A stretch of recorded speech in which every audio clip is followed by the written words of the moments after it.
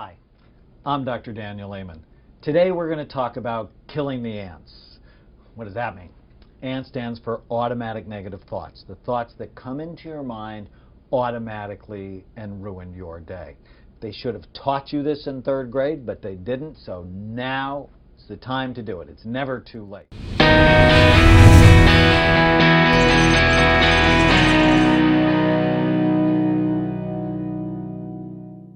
So,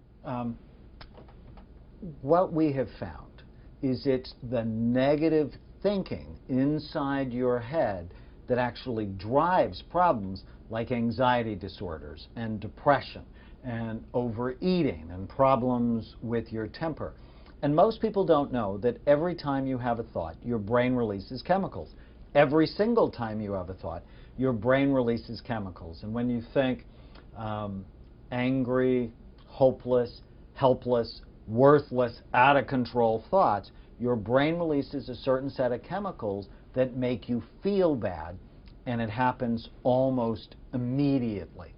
But the exact opposite is true. Whenever you think happy, hopeful, optimistic, connected, loving, kind thoughts, your brain releases a completely different set of chemicals, and it relaxes your body and helps you feel good.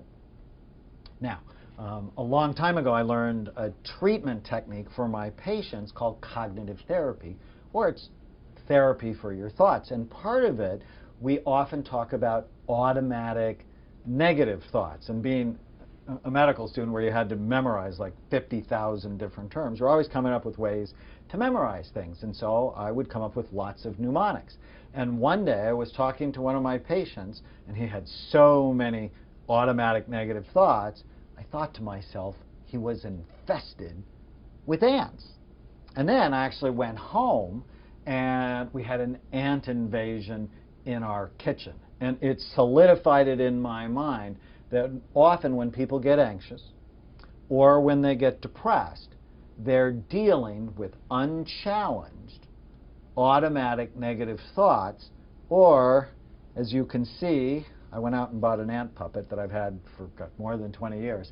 You get ants in your head. And this is a very bad thing, because these guys are really the seeds of depression and anxiety and overeating. They're the little lies you tell yourself that make you fat, depressed, and feeble-minded. So if that's true, then you have to get an ant eater, like this puppet. See, I also see kids, so I get to buy toys and take them off my taxes. But I love this anteater. So you have to have an internal anteater to learn how to correct or kill the negative thoughts that are coming through your brain.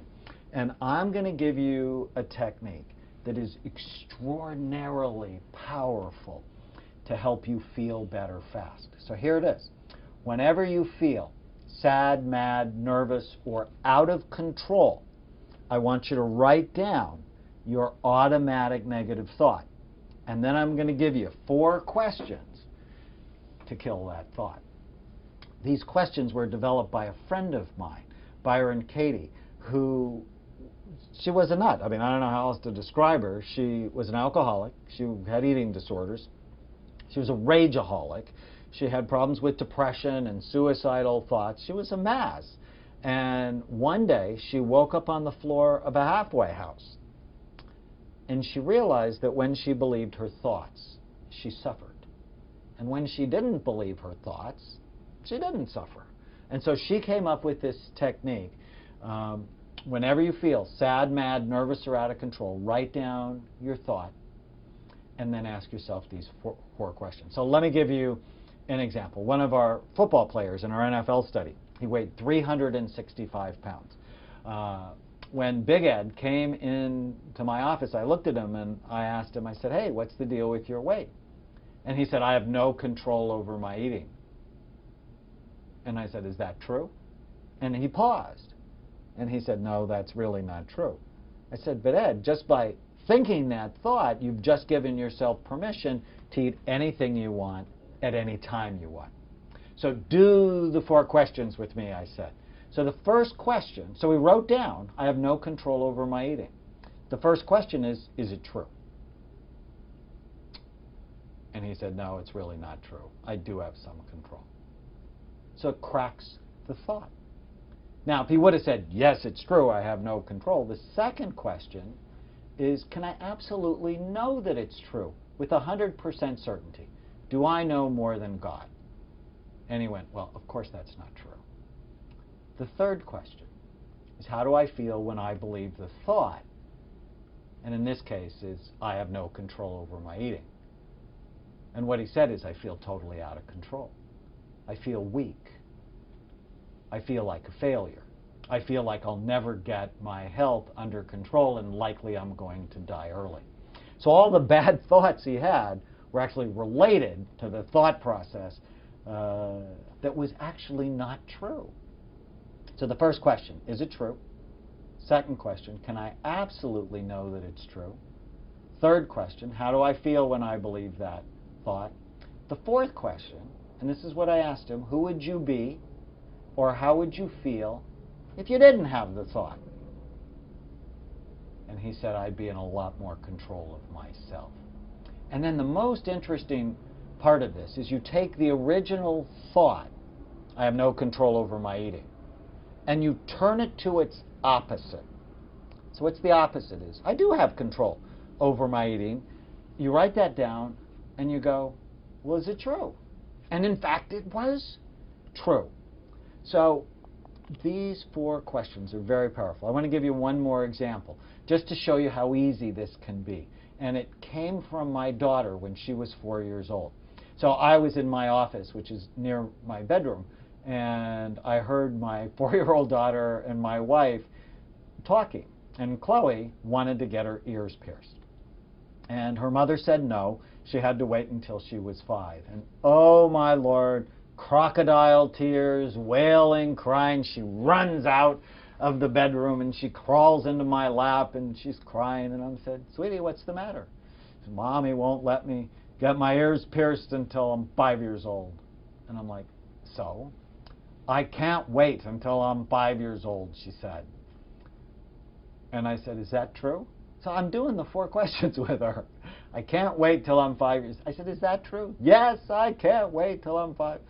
I said, sweetie, can you absolutely know that it's true? It's impossible for you to wait until you're 5 years old. And then, no lie, she rolled her eyes at me. I thought that was not going to happen until she was 12. She rolled her eyes to me and she said, of course I'm not going to die. Crack the thought for her. The third question, how do I feel when I believe that thought? So, sweetie, how do you feel when you believe the thought you just can't wait until you're 5 years old? I'm mad, and I'm sad, and my ears aren't cute. Okay. Fourth question. Who would you be or how would you feel?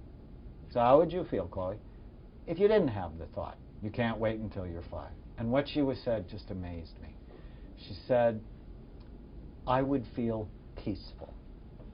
Because if you don't have the thoughts that are bothering you, you feel peaceful. And then I said, turn the thought around, honey. Turn it to its opposite. She said, what do you mean? I said, you know opposites, because we just recently read a book about opposites, you know, tall and versus small, fat versus skinny. And she said, so what's the opposite of I can't wait until I'm 5 years old? I can wait until I'm 5. And with that, she jumped off my lap and she went and played with the dog. So there was no more issue. You can do this. This is not hard. Whenever you feel sad, mad, nervous, or out of control, write down your thought and then just ask yourself those 4 questions and turn it around. If you do it, you'll feel better, you'll stop lying to yourself, and you will be more that person God wants you to be.